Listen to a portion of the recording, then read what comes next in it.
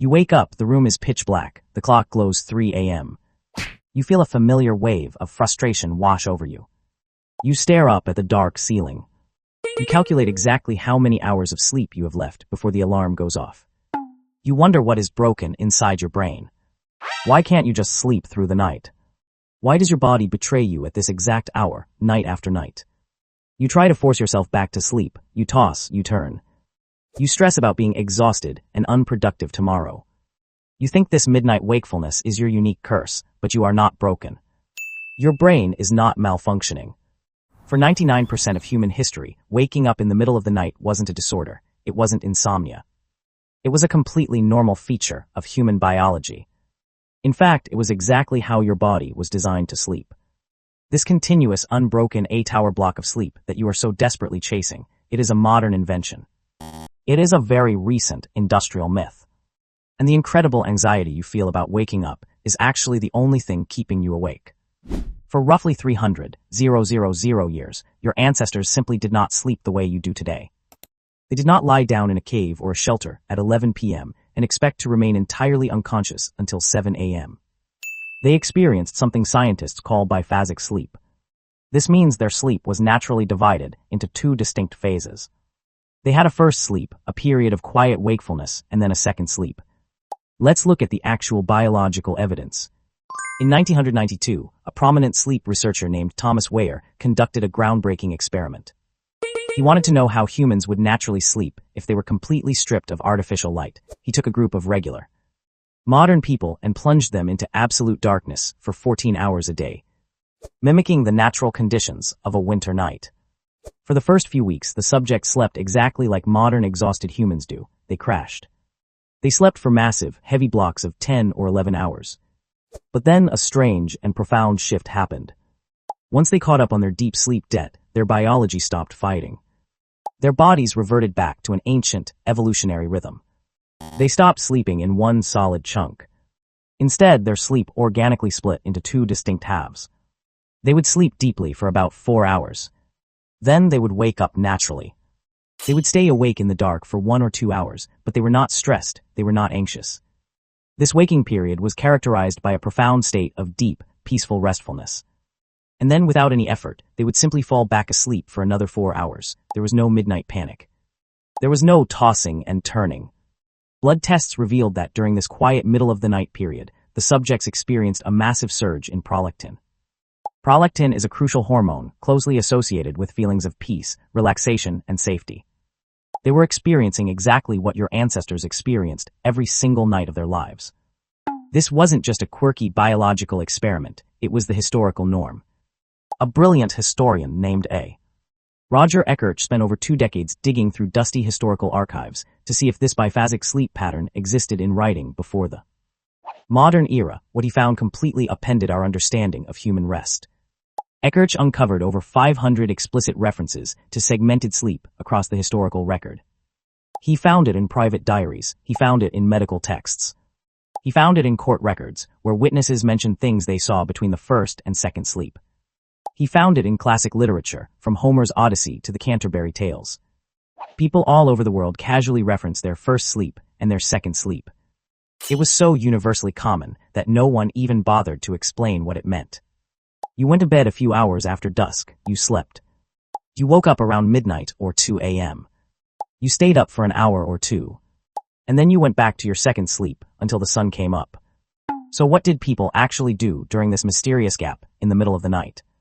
They didn't lie in the dark staring at the ceiling and stressing out about their jobs. They got up. They threw a fresh log on the fire. They checked on their livestock to make sure the animals were safe. They visited their neighbors. They prayed in the quiet. They thought about their lives. They had deep, intimate conversations with their families. A famous 16th century French medical manual even advised couples that the absolute best time to conceive a child was not at the exhausted beginning of the night. The best time was right after the first sleep, when the body was deeply rested, the mind was completely clear, and the world was totally quiet. Let's travel much further back. Let's reconstruct a typical night in a Paleolithic hunter-gatherer camp. The sun goes down over the savannah. The temperature drops sharply. You gather closely around the warmth of the fire. There are no glowing screens. There are no artificial streetlights. The overwhelming darkness triggers your pineal gland to release a flood of melatonin, the hormone that signals to your brain that it is time to shut down. You start to feel heavy and tired. By 8 or 9 p.m., you lie down on a bed of animal skins and woven grasses. You drift off into your first sleep. A few hours later, you naturally open your eyes. The fire has burned down to glowing red embers. The night air is cool against your skin. You can hear the distant, rhythmic sound of insects and the soft rustle of the wind through the dry brush. You hear the far-off call of a night bird. You do not panic. You calmly sit up. You look around the camp and see a few other members of your tribe also awake in the dim light. This is not an accident. Anthropologist Carol Worthman has spent years deeply studying the sleep patterns of modern hunter-gatherer societies, such as the Hadza people in Tanzania. Her field research revealed something fascinating. She found that in these tight-knit communities, human sleep is incredibly fluid. It is extremely rare for everyone in the camp to be completely asleep at the exact same time. Researchers call this the sentinel hypothesis. Think about it from an evolutionary perspective. If a hungry leopard approaches the camp in the middle of the night, or if a hostile neighboring tribe plans an ambush, having everyone deeply unconscious at once is a death sentence. Having a few people naturally, biologically awake at varying times throughout the night provides a massive, built-in survival advantage. Your midnight awakening wasn't just a normal biological rhythm. It was a communal defense mechanism. It kept your ancestors alive. You sit by the dying fire. You chat softly with your cousin. You put a thick, dry branch onto the coals and watch the flames lick upward. You watch the stars slowly shift across the vast, open sky. Your mind is perfectly calm. The intense survival stress of the day is entirely gone. This is a rare time for quiet reflection. An hour later, a soft, familiar wave of drowsiness returns. You lie back down on your skins. You sleep deeply and safely until the sun rises. So what changed? Why did we completely lose the first and second sleep? Why do we now expect to power down like robots and sleep in one massive, unbroken chunk? The answer is simple. The Industrial Revolution happened, and the electric light bulb was invented. Before the 1800s, the night belonged to nature. Artificial light from candles or oil was very expensive and very dim.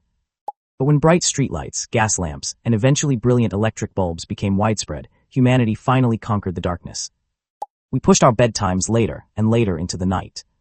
But our wake-up times were strictly fixed. Factory whistles blew at dawn. Train schedules demanded punctuality. Schools started at a hard hour.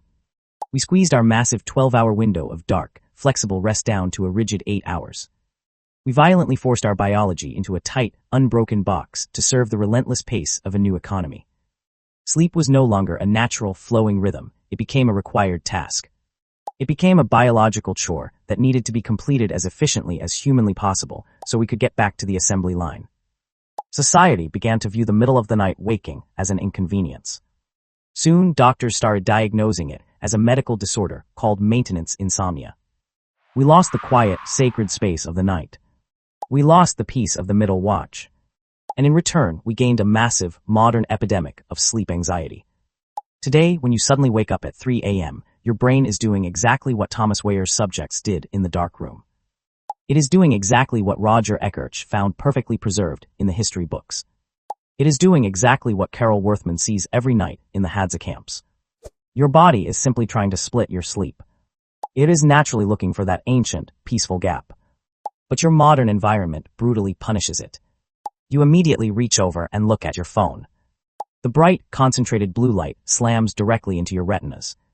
Your brain instantly halts all melatonin production, thinking the sun is coming up. You look at the digital time. Your heart rate violently spikes. You frantically calculate the meager hours you have left until your alarm goes off. Cortisol, the primary stress hormone, floods your nervous system, putting you into a state of fight or flight. Your biology tried to give you a moment of peaceful, ancient reflection, and your modern anxiety instantly turned it into a massive crisis. You are not failing at sleep. You are just fighting 300,000 years of human evolution. If you truly want to stop suffering at 3 a.m., you have to radically change your relationship with the night. Stop staring at the glowing clock. Stop picking up your phone. Stop telling yourself the incredibly harmful story that you are broken. Accept the wakefulness. Embrace the quiet. Let your mind safely wander. If you need to, gently get out of bed. Read a physical paper book under a very dim, warm light. Let this heavy quiet of the house envelope you. If you simply remove the modern panic, the ancient prolactin will do its job. The drowsiness will naturally, inevitably return.